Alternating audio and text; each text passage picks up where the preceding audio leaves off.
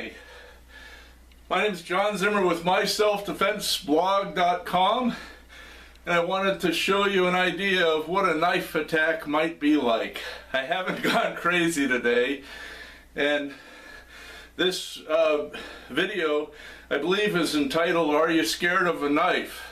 And arguably after seeing that, seeing Psycho possibly, some of you, the many videos out there of knife attacks, and sure, you should be scared. I mean, why not?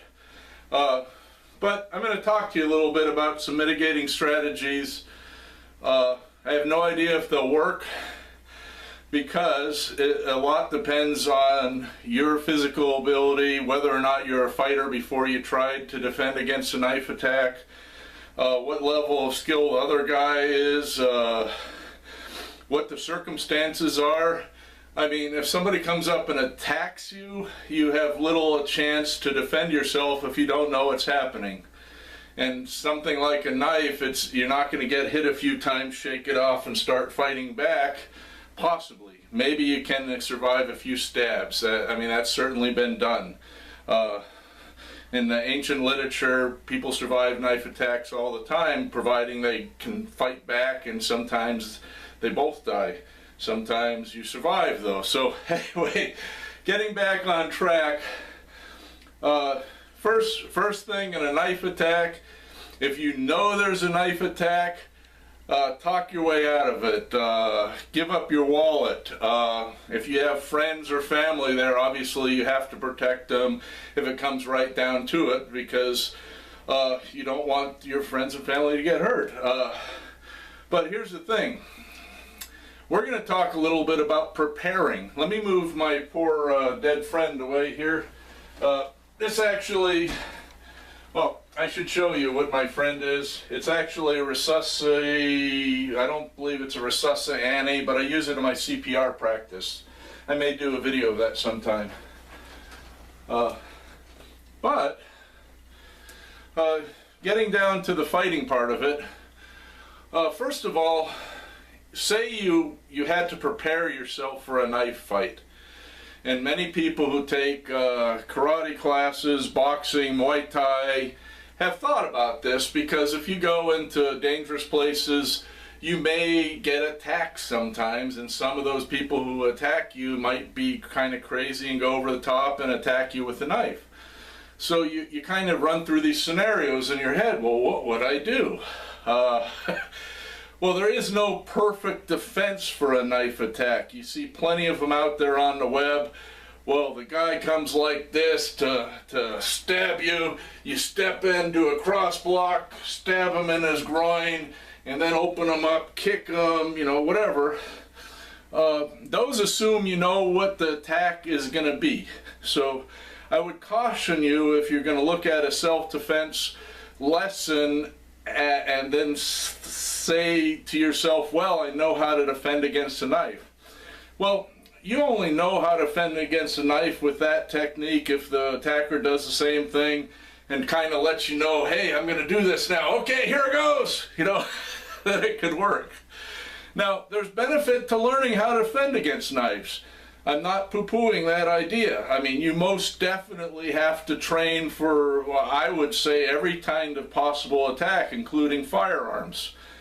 And they're a bit harder to defend against, unless you can catch bullets in your teeth. And then, well, I'm being silly now. But the thing is, you can't go learn a knife fighting system that teaches you techniques and everything and then say you can fight with a knife or defend against a knife in reality, because that's a martial art they're teaching you. You can't go to the military and learn a few good moves that will work all the time, but then come out of it and saying, yes, I can defend against a knife if I don't have any weapons. You can't say that.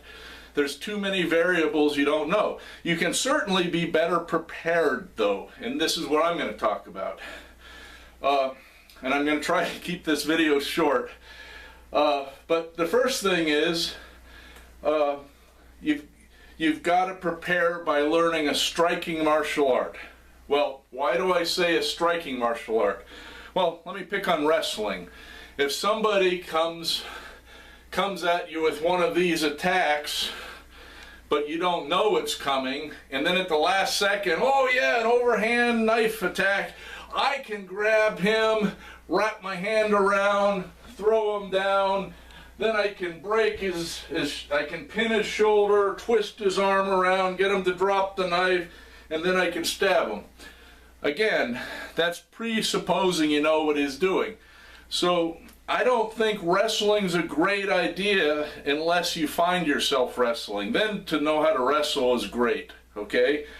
But if you don't have to, why would you get next to somebody who has a knife is trying to kill you? That's what I'm trying to say. So first of all, don't do it. Learn a striking martial art. Well, I do Kenpo. Karate is good. Boxing, Muay Thai, Kung Fu. Any kind of striking martial art means you're going to be outside of the range, and even just jabbing can be good against a knife fight. Why do you say? Well, the devil's in the details. Let's talk about fighting with the knife. This knife here is a training knife. It's about a 6-7 inch blade. If you're in a fight with somebody with a 6-inch, 7-inch blade and he's trying to kill you, don't worry so much about the slashes unless they're coming at your throat, your face. But if they're arms, you probably have a shirt on or you've wrapped something around your hand, you can kind of defend yourself a little bit. So slashing isn't the part you really got to worry with a knife. The stabbing is the part you've got to worry, or the slashing of the throat. You know, that's arguably just as worrisome, because that'll kill you fast. All right? So the stabbing, it's going to take multiple stabs in the body, probably. It could take one, but probably going to take multiple stabs in the body. Or maybe it's going to be one slash or strike to your throat. Your head may or may not, you know, you may not die right away, but it won't take many of those before you die. Get brain injury, sure. So you've got to first look at the weapon. So let me give you some weapons before I get too deep into this. This is a play weapon. This is practice. Okay, here's just your average 3-inch knife. You notice if I'm doing an eye shot, it's about the same distance as my hand if I'm holding this little 3-inch knife. So arguably, if you're fighting somebody a knife and you want to be even keel with distance, you could poke him in the eyes till he can't see, then kick him in the nuts, and then he wouldn't know what he's doing after that. Then after that, just take him out if you know how to fight. If you don't know how to fight, this is all lost on you anyway. So the first thing that is arguably worrisome, especially if he's trying to kill you, is this. Because if he's trying to kill you, he's going to walk right up next to you, you're not going to know it, and the next thing you know, boom! You know, you're going to get the quick slash in the throat, and you won't know what hit you. Or he'll come from behind you and do that. So, but arguably, I would argue, not arguably, but I would argue that this short knife in a fighting situation is very dangerous if you don't know how to fight.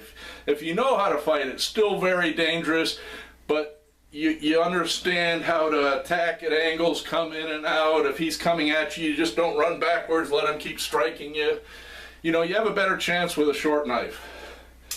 Now, Marine Corps K-bar. Can you see this okay? Maybe I put it in front of my face. This is a tried and true weapon. The thing is, this is almost to the range to where you have to totally change your thinking. If somebody's fighting you and he doesn't really know what he's doing and he's just trying to slash you, yeah, that'll hurt. But you still have a chance of taking him out, especially if you're playing with a distance, staying outside. You get 2 or 3 somebodies like this, you got a really bad problem, because you've got to use improvised weapons yourself to try to counter it. But this is very worrisome. But you can still possibly defend against this if you're not using preconceived techniques, ways of defending against, but actually putting in martial arts skills, boxing, karate, Muay Thai, ideas of staying out of the range till you're ready to hit, or maybe even sacrificing a strike and then to get something in good that will stop them. All right, so, but then you come into the medieval type weapons, or this could be a really long bowie knife. This is a 11.5-incher medieval dagger. It's got pretty good balance.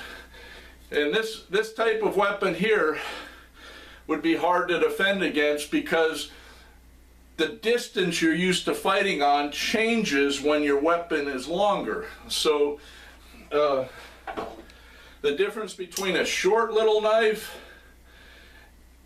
like I was pointing out, I could just hold out a finger shot and I could probably get it in just as easy as he could get in the knife.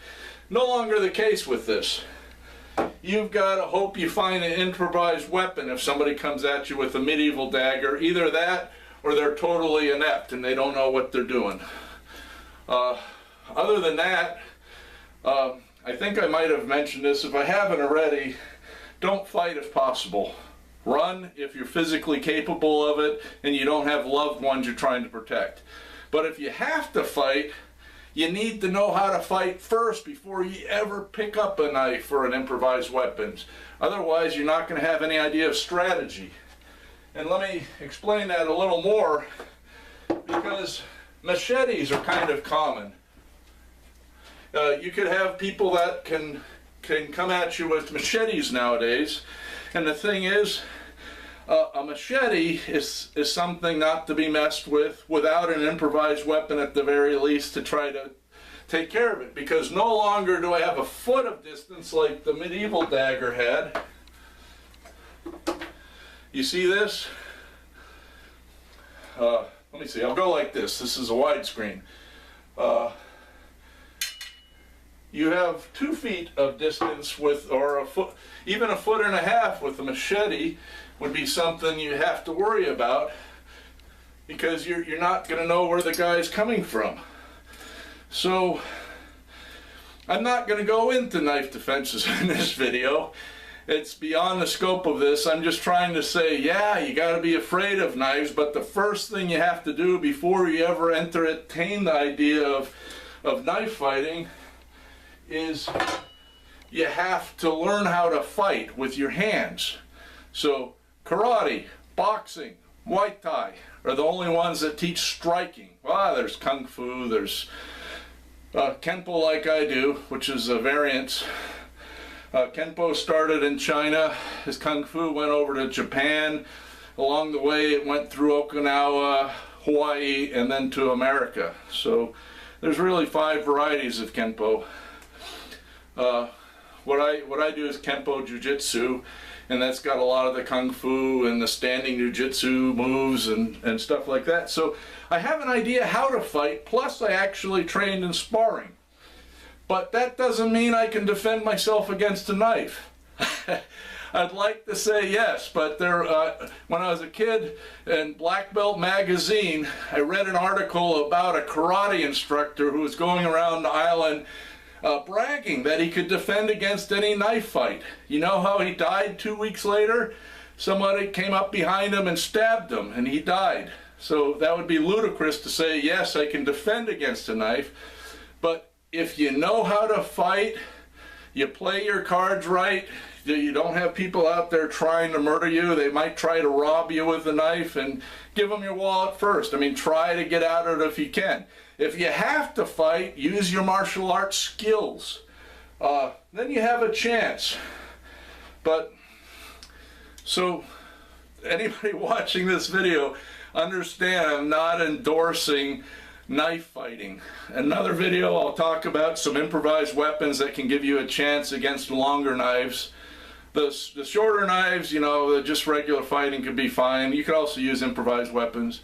But that's for another video. So right now, yes, be scared of knives, but no, there's ways to mitigate it beyond the garbage going around the internet of yes, if he does this, I will do this. Well, you know, unless we're mind readers, we don't know what they're going to do, so your defense isn't going to work. So, I would like to thank you for watching this video. This is John Zimmer with myselfdefenseblog.com, and that's a wrap. Stay safe.